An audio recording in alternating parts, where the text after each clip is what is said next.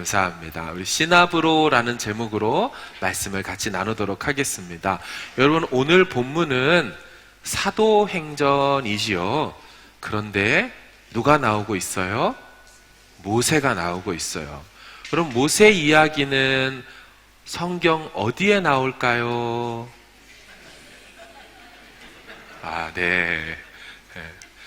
출애굽기에 나옵니다. 출애굽기. 물론 레위기, 민수기, 신명기 다 나오지만 출애굽기에 나오죠. 그러면 여러분, 출애굽기에 나오는 모세 이야기를 읽어보셨을 거예요. 성경 이제 오늘 오후에 하는 그 대회도 그렇고 통독하고 정독하시는 분들 읽어보셨을 거예요.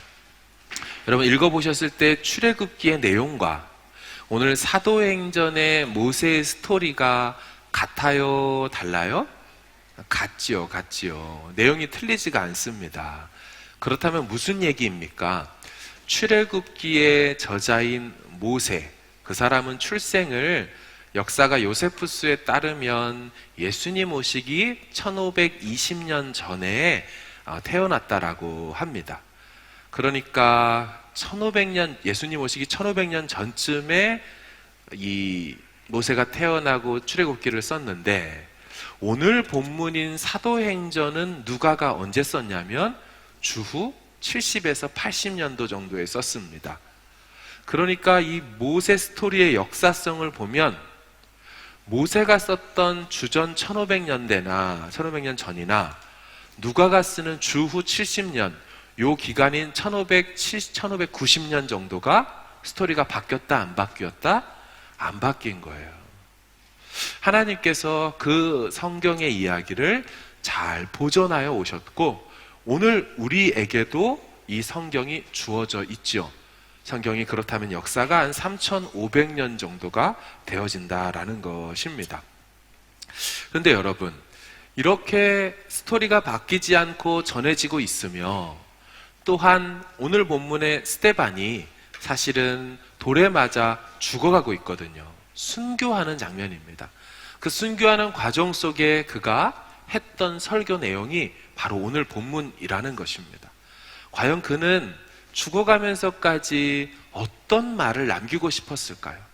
그는 모세 스토리를 통하여서 어떤 메시지를 전하고 싶었던 것이었을까요? 그것은 바로 하나님의 때에 대한 메시지였습니다. 하나님의 때가 이렇게 다가오고 있다, 그 얘기를 하고 싶어서 모세 이야기를 하고 있는데요. 오늘 본문에 한번 보도록 하겠습니다. 우리 17절, 20절, 23절, 30절인데 한번 읽어볼까요? 나와 있는 부분만. 시작. 하나님이 그때에 모세가 났는데 나이가 40이 되매 40년이 참에, 그렇죠? 약속하신 때가 가까우고 그때에 나이가 40이 되매 또 40년이 참에.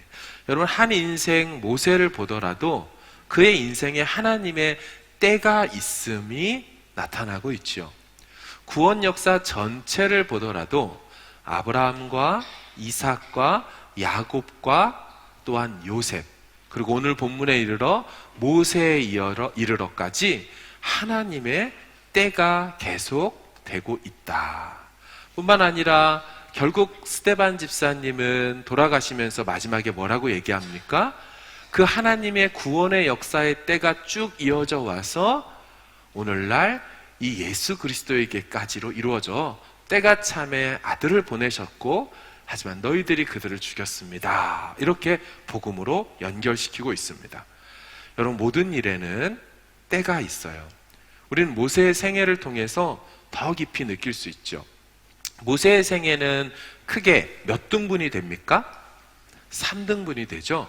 초기 40년, 중기 40년, 마지막 후기 40년이죠. 초기 40년 때는 태어났지만 강가에 버려졌습니다. 이집트 공주의 양아들로 입양되어 궁중에서 교육받는 40년의 시간이 있었어요. 그렇다면 다음 두 번째 중기 40년 때는 동족의 싸움을 말리려다가 일이 꼬여서 미디안 광야로 내려갔고 거기서 아들 둘을 낳아 살며 광야에서 양치는 목자 되어 보냈던 40년. 마지막 후기 40년은 어때요?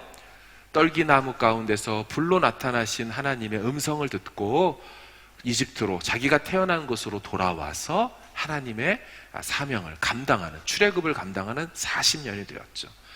여러분, 정확한 하나님의 타이밍과 계획 속에 한 사람의 인생이 3등분으로 나눠지고 있어요.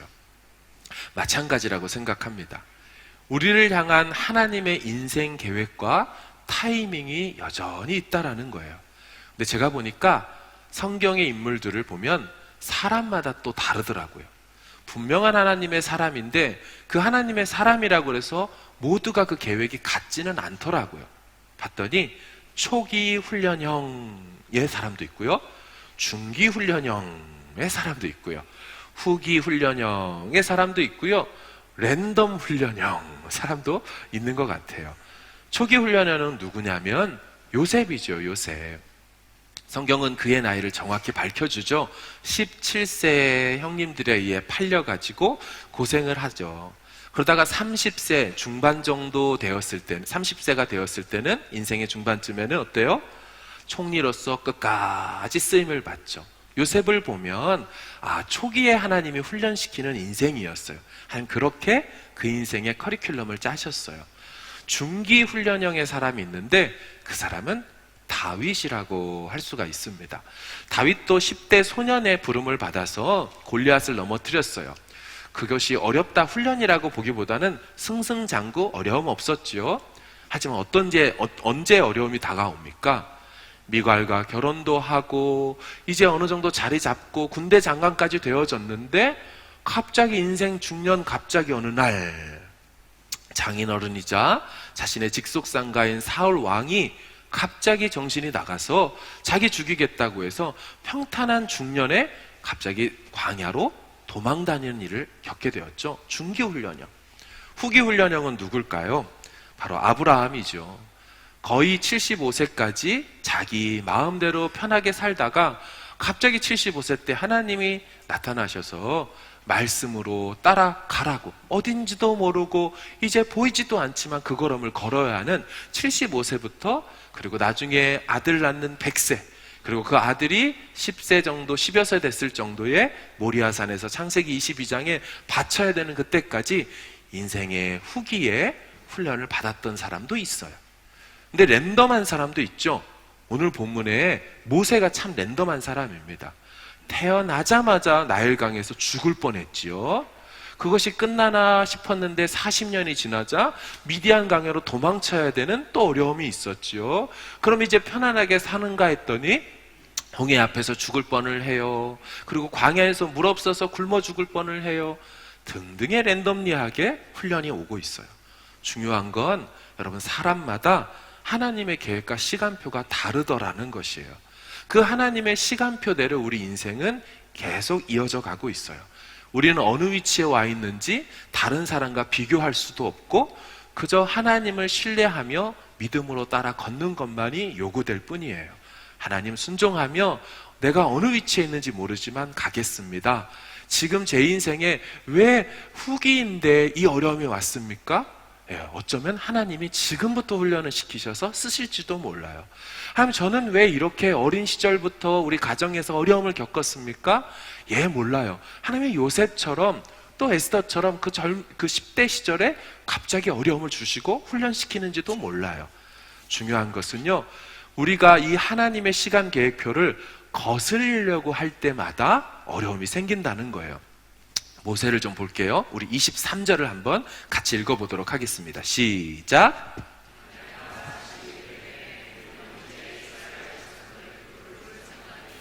아멘. 모세는 40세가 되어서 비로소 철이 들었던 것 같아요. 원래 모세는 자기가 히브리인이라는 것을 잘 알고 있었습니다. 모세의 어머니의 이름은 무엇일까요? 네. 살짝 시험에 나올 각인데요, 지금. 네, 요게벳이죠, 요게벳. 그 어머니가 요게벳인데 어린 시절 모세의 유모가 되었던 사람도 어머니 요게벳이었죠. 그러니까 어머니한테서 여호와 신앙도 배우고 어머니 품에서 자라고 어머니를 통해 히브리 언어를 배웠을 것이 분명합니다. 게다가 모세는 아시아 셈족 사람이에요. 그래서 피부색이 우리처럼 이렇게 색깔이 나면 그가 자랐던 이집트는 어때요? 그렇죠. 이제 피부색이 검은 그런 사람들입니다. 그러니까 태어나면서 정신 차리고 보면 자기가 뭔가 다르다는 것을 분명히 알았을 거예요. 근데 40살이나 돼서야 동족을 돌아볼 생각이 났다는 거예요. 나름의 비전이 생긴 것이죠. 그래서 이 사람이 어떻게 합니까? 24절 한번 읽어볼게요. 시작. 한 사람이 원통한 일 당함을 보고 보호하여 압제받는 자를 위하여 원수를 갚아. 아멘. 동족을 위해서 이집트 왕자가 이집트인을 죽인 거예요. 혈기가 왕성했죠? 분명한 목적도 있었어요. 힘도 있고 에너지도 있고 목적도 분명했어요. 하지만 문제가 발생했죠. 25절도 읽어볼게요. 시작. 그는 그의 형제들이 하나님께서 자기의 손을 통하여 구원해 주시는 것을 깨달으리라고 생각하였으나 그들이 깨닫지 못하였더라. 네. 모세는 철이 들면서 비전이 생겼죠. 하나님이 나의 손을 통하여 나의 백성들을 구원해 낼 거야.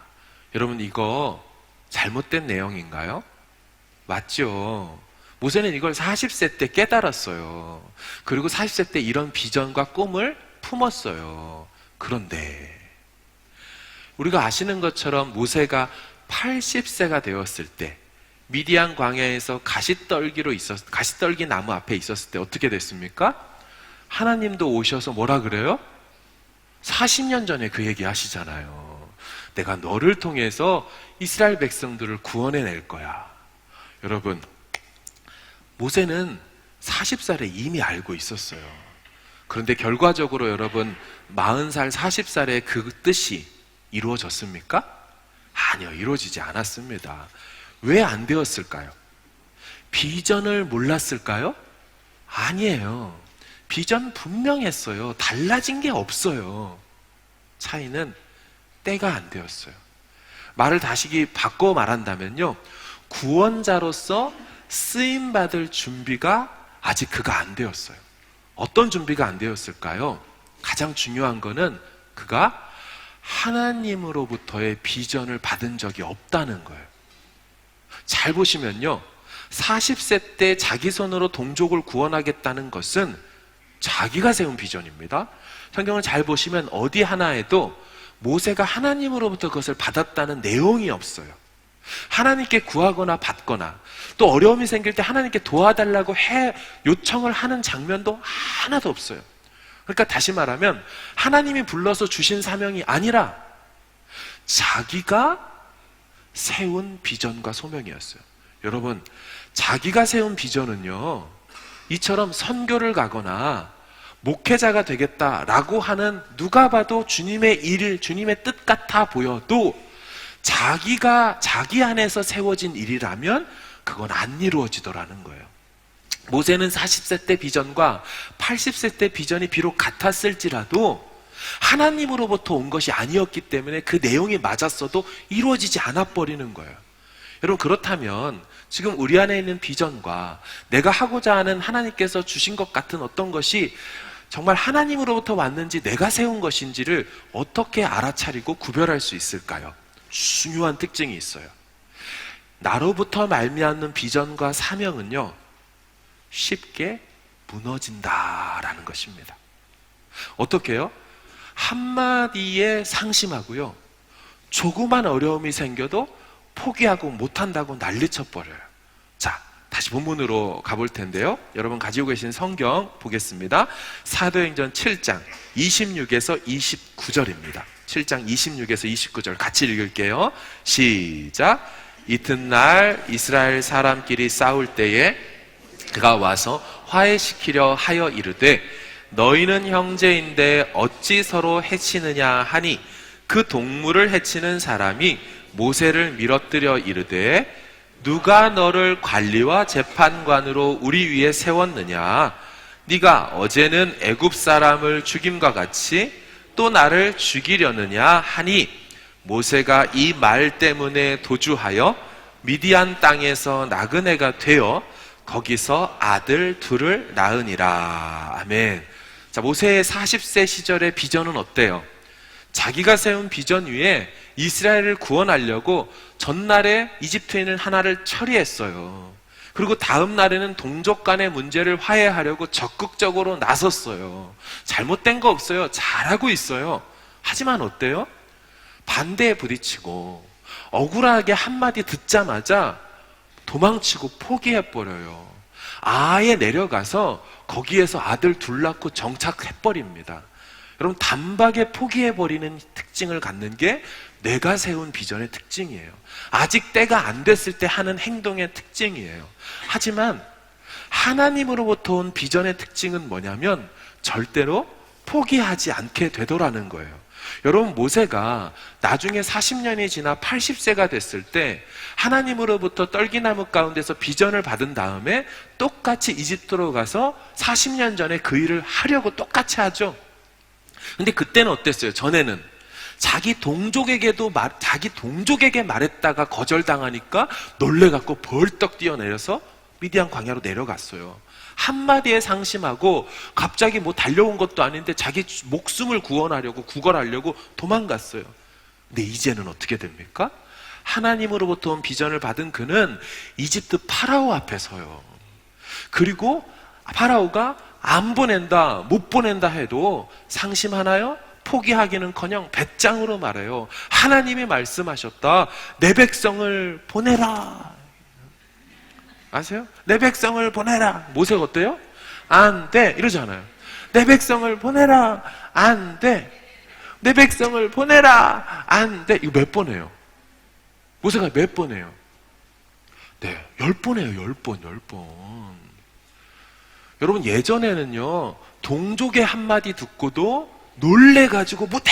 하고 확 도망갔던 사람이 대단하다는 파라오 앞에서 10개의 재앙을 일으켰다는 건 무슨 말이에요? 9번을 실패했다는 뜻이잖아요. 9번을 실패했는데도 포기하지 않잖아요. 이 80대 노인이요. 40대 정정할 때는 동족의 한마디 듣고 펄쩍 뛰었는데 지금 포기할 이유가 훨씬 더 많은데도 절대로 포기하지 않고 끝까지 사명을 감당해요. 10번의 시험을 다 견뎌내고 10개 재앙을 다 일으키고 11번째 끝내 홍해에서 싹쓸이하면서 출애굽을 결국 시켜요. 여러분, 이것이 나의 비전과 하나님으로부터 온 비전의 현격한 차이인 거예요. 정말 하나님으로부터 온 비전은 하나님이 그 일을 시작하셨기 때문에 절대 포기하지 않도록 도우시고 힘주시고 다시 일어날 능력을 주셔요. 하지만 나로부터 온 것은 그것이 내 정욕일 수도 있고 내 명예일 수도 있고 나로부터 왔기 때문에 도울 힘이 없어요. 하나님이 시킨 적이 없어요. 하나님이 함께 하겠다고 한 적 없어요. 하지만 자기가 일어서서 뻘떡 일어나서 하다 보니까 어려움 생기니까 확 꺾고 앉은 거예요. 동족 한 명의 구원이 아니라 이스라엘 민족 200만 명을 구원하는 일도 넉넉하게 감당하고 40년의 풀코스를 다 뛴 다음 느보산에서 가나안 땅 바라보면서 그렇게 인생을 하나님 앞에서 멋지게 마감을 하죠. 여러분, 이게 나의 수준으로 사는 인생과 하나님 수준으로 사는 인생의 차이인 거예요. 잘 보세요. 비전이 다르지 않았어요. 누가 봐도 멋진 일이에요. 누가 봐도 대단한 일이에요. 와, 됐으면 좋겠다. 하지만 그거 하나님이 시켰냐는 거예요. 그거 하나님이 내 마음에 주셨냐는 거예요. 그리고 하나님의 때가 됐냐는 거예요. 하나님으로부터 준비됨이 있었냐는 거예요. 그게 없이 시작한다면 아무리 대단한 것도 이루어지지 않고 펄쩍 뛰고 도망가요. 여러분, 그래서 교회에서 하나님의 때를 기다리라고 말하는 거예요. 청년들에게도 장년들에게도 다 하나님의 때가 있다고 기다리라고 말하는 게, 때가 안 됐는데 펄쩍펄쩍 뛰어봤자 뱅뱅 도는 인생밖에 되지 못해요. 내 힘으로 하려고 하지 말고 성령이 공급하시는 힘으로 합시다 하는 그 말도 왜 해요? 내 힘으로 했다가는 자기가 상처받아요. 하지만 하나님이 인도하시면 그 모든 것들을 멋지게 이루어 가시죠. 사랑하는 여러분, 모세의 인생이 어떻게 되었습니까? 여러분, 모세가 그렇게 광야에 도망가서 40년을 있는 시간들, 하나님 다 허투루 쓰지 않으셨어요. 모세의 인생을 다시 한번 이렇게 역추적 한번 해볼까요? 모세의 초기 40년은 팰리스 라이프였죠. 왕궁에서 시간을 보냈습니다. 여러분, 이집트의 로열 패밀리, 그 왕의 그 가족들은 반드시 공부하는 과목들, 전공 수강할 내용들이 있었어요. 그게 뭐냐면 첫 번째가 법학이었습니다. 법학. 함무라비 법전을 비롯해서 이집트는 법이 아주 잘 되어 있던 나라예요. 그렇죠? 그래서 당연히 누가 왕이 될지 모르기 때문에 그 자녀들에게, 그 왕족들에게는 꼭 법을 가르쳐요. 두 번째 가르치는 게 있어요. 그건 건축학을 가르칩니다. 왜냐하면 왕의 그 국고성인 비돔과 라암셋도 짓잖아요. 그와 같이 피라미드를 져야 돼요. 하다 보니까 당연히 이집트의 그 왕족들은 건축학을 공부할 수밖에 없어요.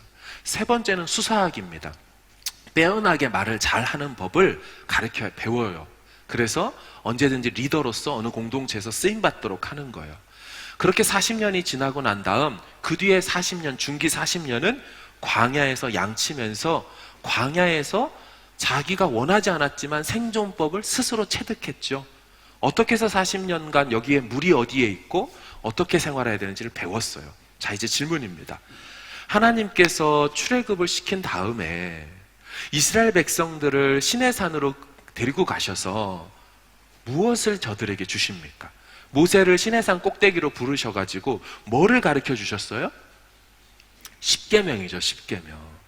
여러분, 십계명뿐만 아니라 예위기에 보면 오제사 7절기에 대한 게 있죠. 5개의 제사를 다 가르쳐줘요. 제사법을 가르쳐줘요. 신명기, 레위기에 보면 수많은 이 백성들을 향한 하나님의 율법들을 가르쳐주죠. 여러분, 이스라엘 백성 전체 히브리인들을 따졌을 때 이집트 카이로 대학 법학을 전공한 사람은 누구밖에 없어요. 그 당시에 모세밖에 없어요. 아니, 누가 노예들한테 법을 가르쳐 줍니까? 그럼 법 알고서 그 지식 가지고 달려들지 모르니까 노예한테는 법을 안 가르쳐요. 법을 초월해서 법이 허용하지 않는 데까지 노역을 시키면 시킬까 법을 가르쳐 주지 않아요. 하지만 딱 한 사람, 제대로 된 세상 법 공부를 한 사람이 시내산에 올라가서 하나님의 율법을 들으니 탁탁탁 이해가 되는 거예요. 기가 막히죠. 하나님 그렇게 준비시켜줬더라고요. 두 번째, 하나님이 시내산에 데리고 올라오셔서 또 뭐 가르쳐주고 뭐 보여주셨어요? 성막에 대해서 보여주셨어요. 성막을 어떻게 질지, 지성소와 성소를 어떻게 만들지, 법궤를 어떻게 만들지. 여러분, 하나님의 제작법을 설명하면 척하고 한 번에 알아들을 법한 건축학을 공부한 사람은 누구밖에 없어요? 모세밖에 없어요. 맨날 벽돌이나 이기고 말리고 그거 얹기나 해봤지 전체 어떤 식으로 그림을 그려가지고 이 건물을 완성시킬지는 그건 모세밖에 배우질 않았어요. 하나님께서 기가 막히게 그 초기 40년을 그렇게 쓰셨어요. 세 번째, 여러분, 이스라엘 백성들에게 결국 율법을 가르쳐야 되고, 여러분, 신명기의 뜻이 뭐라 그랬어요? 다시 신자 또 신이라 그랬죠. 신당부한다, 다시 당부한다의 그 신자예요. 명자는 명할 명자고, 또다시 명령하는 것을 기록한 게 신명기인데, 그 신명기를 기록하고 율법을 가르치는 일들 누가 해야 돼요? 모세가 해야 돼요. 근데 모세가 뭐 배웠죠? 수사학을 배웠잖아요. 수사학. 율법을 가르치고 이해하고 티칭할 수 있는 그 능력들을 하나님 미리 다 공부시켰어요. 마지막 네 번째, 결국 출애굽 후에 광야에서 몇 년이나 있어야 됐죠? 40년이나 있었어요. 여러분, 광야 생존법의 달인 누가 있습니까? 모세죠. 모세.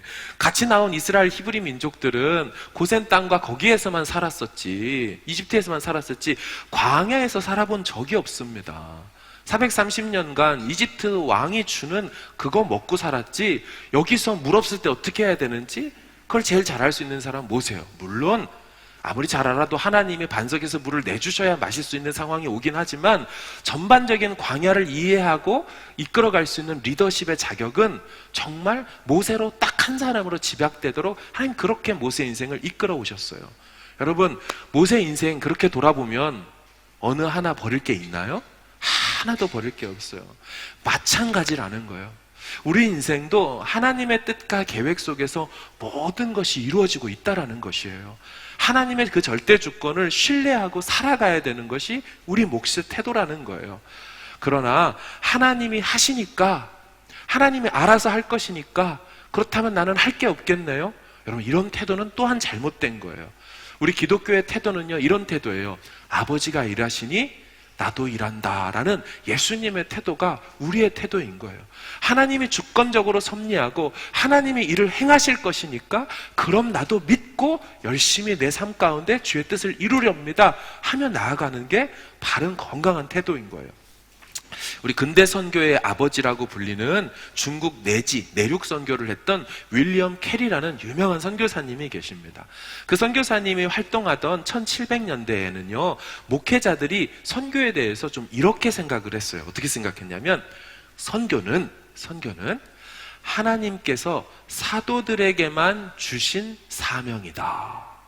그러니까 사도들만 선교를 하는 거지 우리는 굳이 선교를 하지 않아도 된다라는 생각이 좀 꽤 많이 지배적이었어요. 그래서 선교를 안 한 건 아니지만 선교에 대한 마음이 거의 많이 없었습니다. 이처럼 아무도 당시에 선교에 대한 관심이 없을 때에 윌리엄 캐리는 세계 지도를 혼자 펴놓고 각 나라마다의 인구수를 적었어요. 그리고 그 나라의 종교들을 적어놨어요. 그래서 스스로 세계 선교 지도를 만들고 그 세계 선교 지도를 자신의 가슴에 품고 기도하며 그렇게 인생을 보내고 있었어요. 이렇게 세계 선교에 눈을 뜬 윌리엄 캐리가 어느 날 목사님들이 모인 모임에서 자신이 받은 비전, 이 해외 선교에 대해서 막 열변을 토하면서 막 피력하고 외쳤어요. 그러자 시간이 한참 지나자 한 원로 목사님께서 뒤에서 듣고 있다가 잠시 일어서더니 윌리엄 캐리에게 이런 말을 했습니다. 이복의 젊은이, 그만 열내고 자리에 앉게나. 만약 하나님께서 이방인들을 개종시키시려면 자네나 우리 도움 없이도 얼마든지 하실 수 있을 걸세. 여러분, 이게 하나님의 주권을 인정한 것 같지만요, 절대 그렇지 않습니다. 하나님의 주권을 믿기에 오늘 믿음으로 도전할 수 있는 것이 건강한 태도인 거고, 이게 바른 기독교 신앙인 거예요. 전도 그거 하나님이 하시는 거야. 하나님이 돌이키셔야지. 그래서 우리는 할 게 없나요? 아니죠. 하나님이 하실 거라는 게 믿어지기 때문에 그래서 나가는 거 아닌가요? 그렇죠? 여러분, 로마서 10장도 좀 같이 읽어볼까요? 시작. 그런즉 저희가 믿지 아니하는 일을 어찌 부르리요?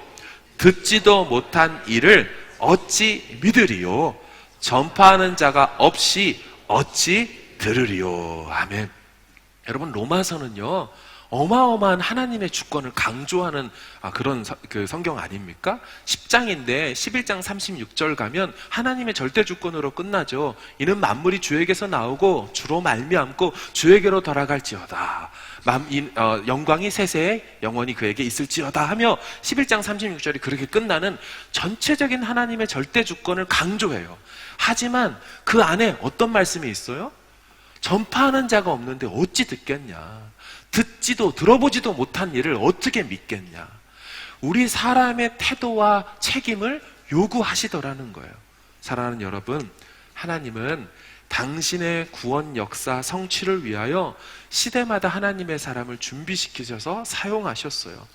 3500년 전에 모세가 그렇게 쓰임받았고 윌리엄 캐리가 그렇게 쓰임을 받았어요. 오늘 설교 제목이 무엇입니까? 시나브로예요. 시나브로.